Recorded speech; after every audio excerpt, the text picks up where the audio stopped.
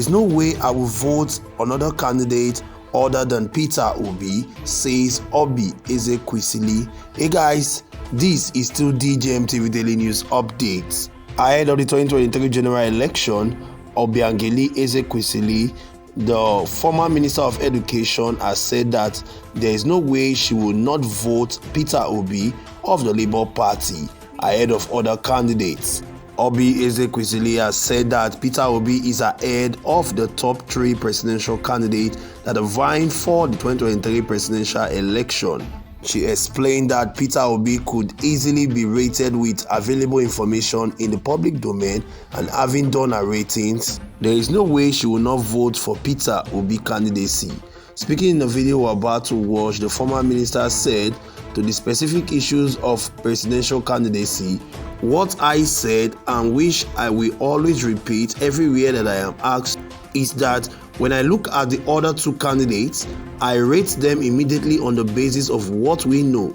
And for the 3 candidates, there is publicly available information with which to do the rating. So after I have done my rating, there is absolutely no way I will leave a Peter Obi and vote for any of the other 2 candidates." She said analysis has shown that the youths are clamoring for change, hence their decision to back Peter Obi of the Labour Party. Let's watch the video. We'll be right back. One thing that would happen is that I would go into politics today knowing that the electorate that is disengaged is not helpful to the cause of a person who steps out into politics on the basis of a desire for change. Today's electorate is not as disengaged as they were in 2019 and before. Are you getting the point? You see that our electorate, especially our young people and our women, are much more conscious. They are now tired of the failure. As of 2019, you didn't have the kind of groundswell of interest. You see the way people are agitating today. That is important for anyone who's going to run for office anywhere on our continent for change, is that you need to have many more people who think like you in the political class that seeks to aspire into office. Because you alone, as one who would want to change the way things happen in politics and governance, would not sufficiently do it. So you can see that this is quite analytical. This is what created the concept in my research that I call the triangular pillars of democracy: empowered and engaged electorate, 1; a new political class of ethical, competent, and capable people, 2; and then a regulatory context that is reformed to ensure a level playing field. Actually very open to these deciders at a certain stage of the democratic process. The reason is simple. We are a very fragile union. We have been. But some leaders have managed our fragility better than others. President Obasanjo, no matter how you come out on him, managed our fragility better in a lot of ways.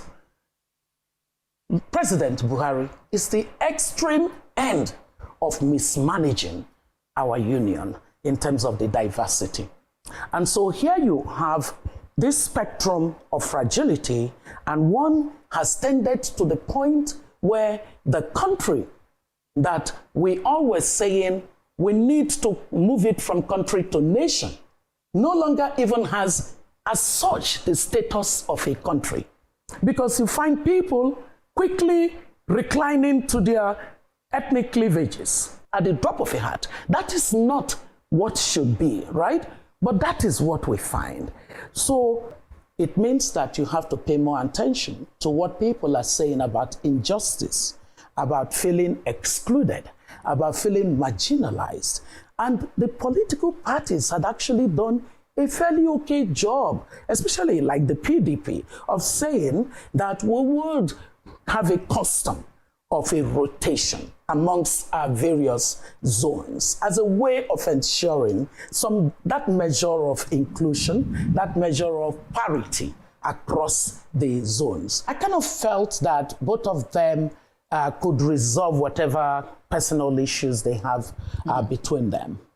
But to the specific issue of presidential candidacy, is that I look at the other two candidates and I rate them immediately on the basis of what we know. And for the three candidates, they are publicly available information with which to do the rating. So after I've done my rating, there is absolutely no way I would leave a Peter Obi and vote for any of the other two candidates. If you took on the analytical perspective and looked at the showings of what is likely to happen in terms of where the strong appetite for change is coming with the youthful segment of the population, it is significant. The youthful segment of our population are moving in a direction of saying, we want a different Nigeria. You must, in your analysis, remember that they form more than 60% of the electorate. Okay? Now, if you looked at the fact that women are more inclined toward the presidency of a Peter Obi, that's important to note because women make up about 51%. I think they're almost at par. Sometimes it's 48, 49 to women and to men, and then to men 51, and then it varies. But that is an important analysis to take on board. If you took from the perspective of the various zones of this country and the appetite they have for an inclusive approach to governance, you would find that you cannot dismiss a Peter Obi prospect.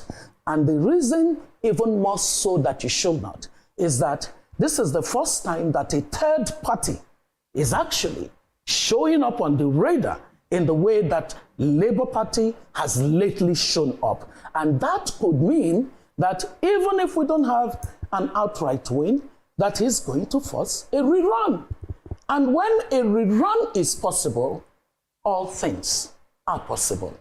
Welcome back, guys. So here we have it. We've heard from the former Minister of Education, Mrs. Obi, who has said that she will pick Peter Obi candidacy over the candidacy of Ahmed Bola Tinubu, the presidential candidate of the All Progressive Congress, and Atiku Abubakar, the presidential candidate of the People's Democratic Party. Because according to her, when you check their record, when you check the things that are available in the public domain to rate these candidates, Peter Obi stands out over these candidates. Peter Obi is what the youth are clamoring for. Peter Obi has the change that Nigeria wants, and she would rather vote a Peter Obi candidacy than vote any of the two main parties' candidacy. Now, the question some persons have been asking is, why is it that it is only the Labour Party, the People's Democratic Party, and the APC that are being mentioned when it comes to political parties? There are parties like the New Nigerian People Party, the APGA, the People's Redemption Party, and some other political parties. But it is these three main political parties that are being mentioned when it comes to the issue of Nigeria and who will be the president. So guys, what are your thoughts and comments? Do you stand with Mrs. Obi on a point that Peter Obi stands out amongst other candidates? What do you think? Share your thoughts and comment with us in the comment section below.